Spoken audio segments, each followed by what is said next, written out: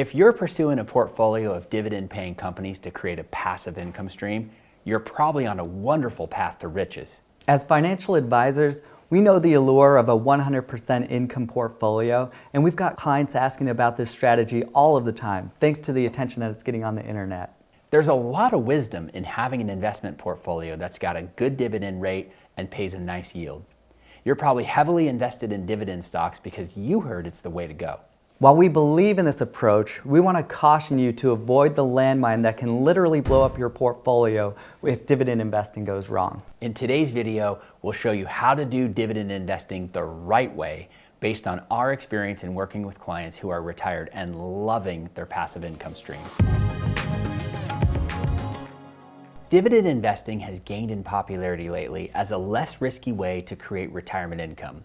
While we believe in income investing and we think it's prudent, ironically, for the inexperienced, there's many risks with this strategy. So let's start with the first pitfall, and that's a lack of diversification. So Brad, what are we looking at here on this chart? What we're looking at is the classic Morningstar style box where there's 9 different areas of the stock market. You've got large cap at the top up here, you've got mid cap right here, and you've got small cap right here. And what you end up noticing in a dividend-oriented portfolio is that there's this heavy concentration in large cap value. And while we like large caps and we're fans of large caps, the problem comes when there's too much concentration. And I think this visual gives you a really good depiction. You can just start to see the portfolio get heavily concentrated in this sector. And the areas that you're missing out on are small caps and also the growth areas of the market. And the challenge here is you really want small cap and you really want growth because that's what's going to help you stay ahead of inflation. So we like the income that the large cap value produces, but we also believe you need to have some small cap and you need growth because that's going to help you fight off the inflationary impact that we've all felt over the last 3 years. So the question on everyone's mind, Brad, is what's the big deal with this? If we've got plenty of income coming in, then what do I need to worry about diversification for? Right, that's a great question. Take a look at the last 10 years of value returns versus growth returns. Growth has compounded at 12.06% over the last 10 years, while value has compounded at 9.03.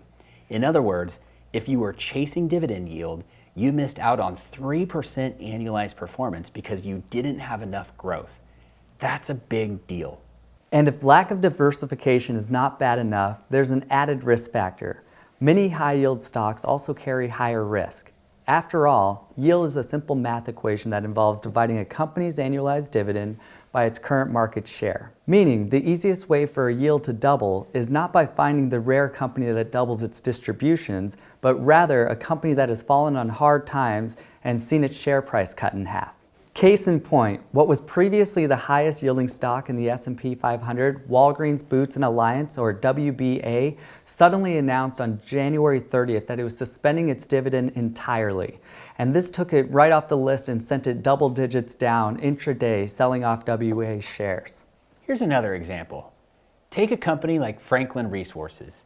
They boast a nice dividend yield of 6.4%. But their share price is down more than 20% over the last 12 months, thanks to a recent SEC investigation. So if you're gonna play the dividend game, it's better to use an ETF rather than trying to pick individual stocks, which bring an added layer of risk due to their volatility. So while dividend investing has its place, you don't need to expose yourself to unnecessary risk and derail your whole financial plan. We believe in a total return approach. Dividends make up one of the 3 components of successful investing, but so does interest income, and don't overlook capital appreciation, because when you concentrate fully on dividend investing, you may give up some of your capital appreciation or growth. Focusing too heavily on dividend-paying stocks can leave your portfolio under-diversified and overly reliant on specific sectors that don't always perform well in all market conditions. High-yield stocks may indicate a struggling company that might have unsustainable dividends. This can turn into a dividend trap. Companies can change their dividend rate at any moment, and it's not in your control. So if we convinced you yet, you need to have dividend-paying stocks and growth stocks in your portfolio. Leave your comment below. We'd love to hear your strategy. And make sure to like and subscribe to the channel, and we'll see you on the next one.